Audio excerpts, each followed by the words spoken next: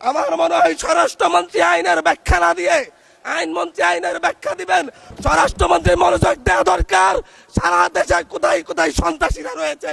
আমরা রক্ত ঝরিয়েছি বলে আপনারা আজকে সংসদে প্রধানমন্ত্রী স্বরাষ্ট্রমন্ত্রী হয়েছেন। আপনি যদি বলেন যে জেনজিরা কি চাই, আমি বলছি জেনজিরা ৭২-এর সংবিধান আর চাই না। আপনি যদি বলেন জেনজিরা কি চাই, আমি বলতে এসেছি জেনজিরা এটাই চাই স্বাধীনতার ৩০ বছর পরে জন্ম নিয়ে আমার মতো যারা সন্তানরা রয়েছে তারা কেন ভোটাধিকার পাই নাই তার জবাব চাই। আমি আজকে স্বরাষ্ট্রমন্ত্রী আছেন, মাননীয় প্রধানমন্ত্রী আছেন, আমি এখানে প্রশ্ন করি আমি কি রক্ত ঝরিয়েছি? আমরা রক্ত ঝরিয়েছি বলে আপনারা আজকে সংসদে প্রধানমন্ত্রী স্বরাষ্ট্রমন্ত্রী হয়েছেন। আমরা বলেছি নতুন বাংলাদেশ দিব। আমরা নতুন বাংলাদেশ আবার প্রতারণার রাজনীতি দেখতে চাই না, প্রবঞ্চনার রাজনীতি দেখতে চাই না। যেই গণভোটের পক্ষে আমাদের মাননীয় প্রধানমন্ত্রী প্রচারণা চালিয়েছেন, যে আদেশের পক্ষে মাননীয় সরকার দলীয় সংসদ সদস্যরা প্রচারণা চালিয়েছেন, আজকে এখানে এসে কেন এটা নিয়ে আবার দীর্ঘ আলোচনা হতে হবে? এই বিশ্বাসঘাতকতা মাননীয় স্পিকার, এই রাষ্ট্র আর সইবে না।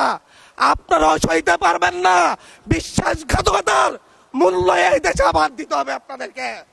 আপনারা যারা আপনাদের ভাইদের রক্ত ঝরিয়েছে, খুন করেছে, খুনের মামলা আছে, তাদেরকে আবার পুনর্বাসিত করে আমাদেরকে খুন করার জন্য লেলিয়ে দিচ্ছেন। একজন ভুক্তভোগী নারী অভিযোগ করেছে ওনাকে ধর্ষণ করা হয়েছে সাপ্তাহিক ভোট দেওয়ার কারণে। সার্কেল এসপি 1 ঘন্টার মধ্যে বলেছে এই ধরনের কোনো ঘটনা ঘটে নাই। আজকে 42 দিন পার হয়েছে, এখনো ডিএনএ রিপোর্ট আসে নাই। মামলা নিতে 3 দিন দেরি হয়েছে। আর সিভিল সার্জন অফিস তদন্ত কমিটি করে দিয়েছে, তদন্ত কমিটির রিপোর্ট জমা দিয়েছে। ভুক্তভোগী নারী জানে না তার তদন্ত রিপোর্ট কি এসেছে। এই ভয়াবহ পরিবেশ তৈরি কারা করছে? আমার মনে হয় স্বরাষ্ট্রমন্ত্রী আইনের ব্যাখ্যা না দিয়ে আইনমন্ত্রী আইনের ব্যাখ্যা দিবেন। স্বরাষ্ট্রমন্ত্রীর এসবে মনোযোগ দেওয়া দরকার। স্বরাষ্ট্রমন্ত্রী মনোযোগ দেওয়া দরকার। সারা দেশে কোথায় কোথায় সন্ত্রাসীরা রয়েছে সেই সকল সন্ত্রাসীদের তালিকা করে তাদেরকে বিচারের ব্যবস্থা করা দরকার।